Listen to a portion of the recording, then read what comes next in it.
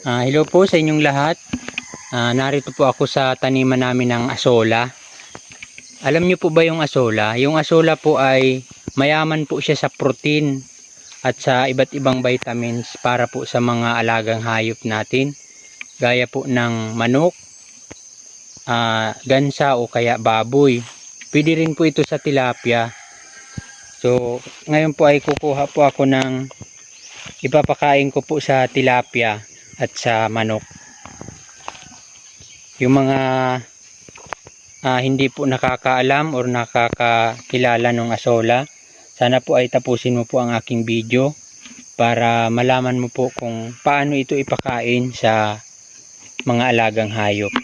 So pag ganito po na hindi na po siya gaanong green na green, kailangan na po niya ang fertilizer. Hindi po siya baisable sa 14-14 kasi pag nilalagyan po siya ng 14-14 hindi po siya masyadong na green.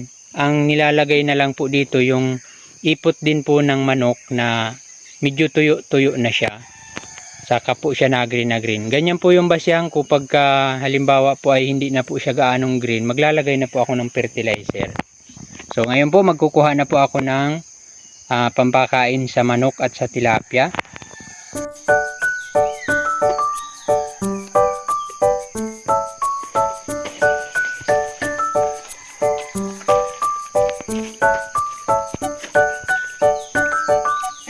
Aba, at gustong tumulong nung aso.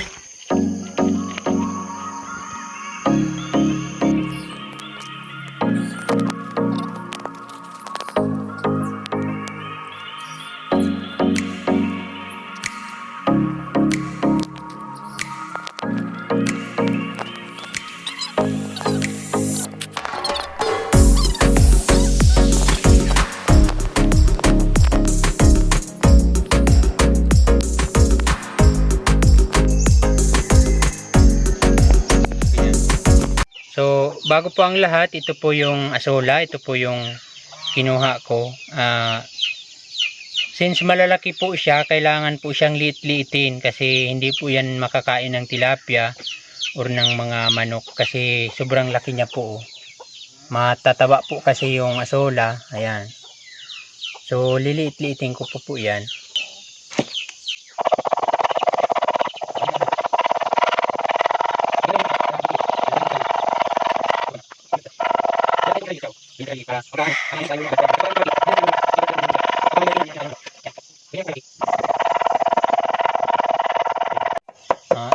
Ito na po yung tinadtad ko ng pinong-pino, pero siguro may mga nakaligtas kasi may nahuhulog.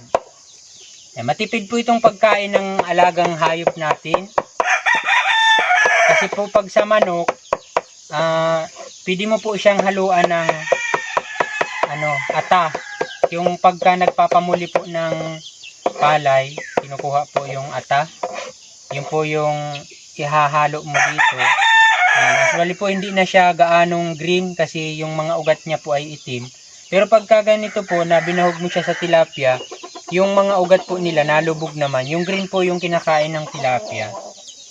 Basta po lahat ng lumutang na asola kinakain niya. Kahit po may ugat dyan na naglutang, kinakain din po ng tilapia. Sa manok naman po, pagka binahog mo po siya ng ganto, hindi naman po siya kinakain ng talagang ito lang na asola. Ang kinakain po ito ng manok pagka hinahalo po sa ata o kaya sa anumang bahog. So ito po yung gagawin natin. Tingin ko lang po yung kalahati ay para sa manok. Yung kalahati po ay para sa fish pan. Yan. Ito po yung sa manok na hahaluan ng bahog. Post mo. Naman po yung sa tilapia na ibabahog. Ito po yung atang na nilalahok sa asola. Ayan.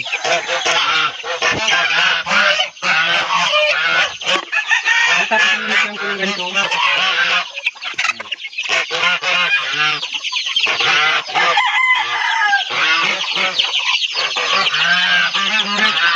Tipid po itong pagkain ng mga manok kasi hindi ka na po bibili. Saka masustansya rin po ito. Mayaman po ito sa protein. Kasabay kami ng vitamin B12.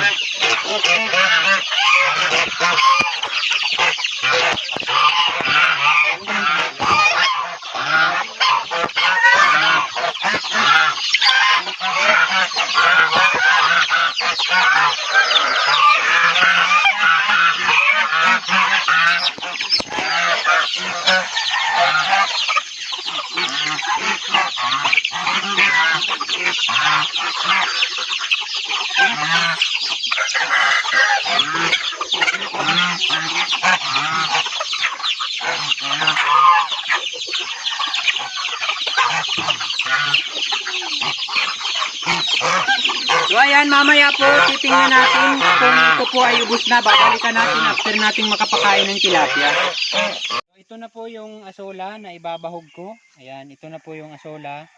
Ibabahog ko na po siya. Pause mo muna.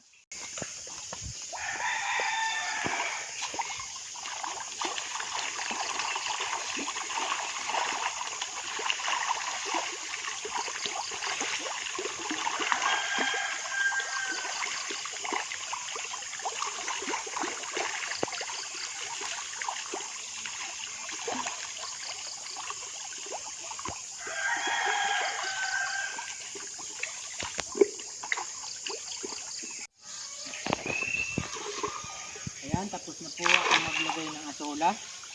At bigyan mo yung asola. Ayan, medyo ubos na po dahil kulang po yung asola. Maglalagay po ako ulit ng feed.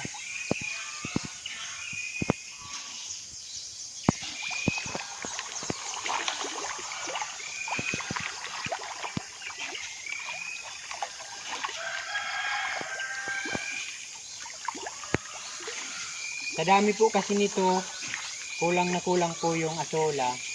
Ayaw ko naman po magpaubos ng asola na laging ibahog dito kasi maganda po yun pa unti-unti lang para hindi nauubos yung asola.